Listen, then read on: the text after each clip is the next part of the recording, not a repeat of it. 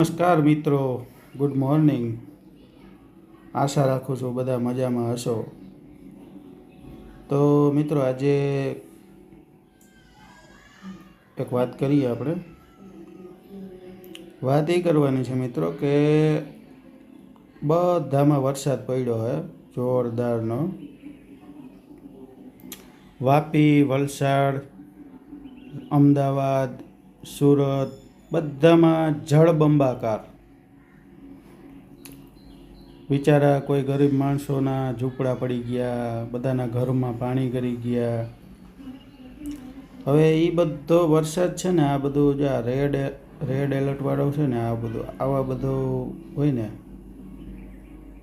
ત્યારે આવો વરસાદ પડે એમ. હવે અમારી બાજુ રેડ એલર્ટ તો ઠીક, પણ ઓરેન્જ એલર્ટય નથી અત્યારે. આ બાજુ જો આ છે ને, આ પોરબંદરથી લઈ અને છેક ઓખા સુધી, આમાં આપણે જોઈએ ને તો જોઈ લ્યો, આમાં ક્યાંય રેડ એલર્ટ તો ઠીક છે, પણ ઓરેન્જ એલર્ટવાળું આમાં કંઈ છે નહીં.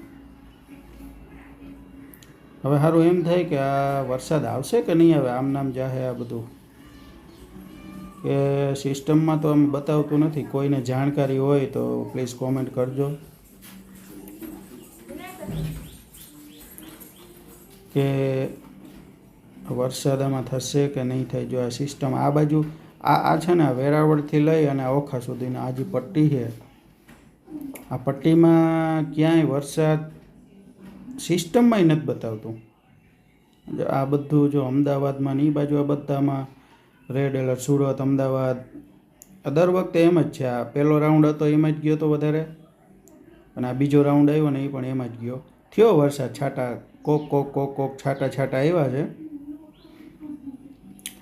અને જેને આગોતરા વાવેતર કરી દીધા હતા, બધાએ ઓળવી દીધી હતી માંડવી, એને બધી ફાયદો જોરદાર કરશે. અને મારા ખ્યાલ મુજબ તો વાવણી બધા ચાલુ કરી દેશે ખેડૂતો. પણ જે આપણે કાયદેસરનો જે વરસાદ કહીએ ને, જે સાર્વત્રિક વરસાદ કહેવાય, એ સાર્વત્રિક વરસાદ નથી. આ બાજુના પટ્ટામાં તો નથી. જ વેરાવળથી લઈ અને આ બાજુ છે હતો વરસાદ, હતો હમણાં માધવપુરમાં, ને એમાં કોઈ જોરદાર પડ્યો હતો વરસાદ વેરાવળમાં એનું કરે. પણ આ બાજુ પોરબંદરથી લઈ અને આ છે ઓખા સુધીની પટ્ટી છે. પછી આ જામનગરમાં અને હતો નહીં, હવે કદાચ 90% હશે અત્યારે તો ખ્યાલ નથી કદાચ. પણ હમણાં અમે ગયા હતા એ બાજુ, તો ત્યારે કંઈ હતું નહીં એ બાજુ વરસાદ. કોઈને વરસાદ થયો હોય અને કયા કયા એરિયામાં થયો અને કેટલો વરસાદ થયો, પ્લીઝ કોમેન્ટમાં જણાવજો તો ખબર પડે. અને જો વિડીયો ગમે તો લાઈક, શેર, કોમેન્ટ કરજો. અને જો તમે ફોલો ના કર્યું હોય તો ફોલો કરી લેજો પ્લીઝ.